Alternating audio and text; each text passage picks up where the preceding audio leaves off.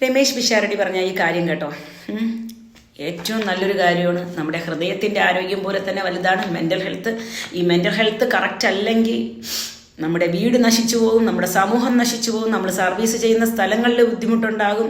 എന്ന് വെച്ചാൽ ഇന്ന് വർക്ക് പ്രഷർ അത്രയും കൂടുതലാണ്. ആൾക്കാർക്ക് സംസാരിക്കാൻ സമയമില്ല, ഒന്ന് ചിരിക്കാൻ സമയമില്ല, ഫാമിലീസിനോട് നല്ല രീതിയിൽ, മക്കളോട് നല്ല രീതിയിൽ, ഭാര്യയോട് നല്ല രീതിയിൽ, ഭർത്താവിനോട് നല്ല രീതിയിൽ ഒന്നും ആർക്കും സംസാരിക്കാൻ വയ്യ. എല്ലാവരും ജീവിക്കാനുള്ള തിരക്കിനിടയിലാണ്.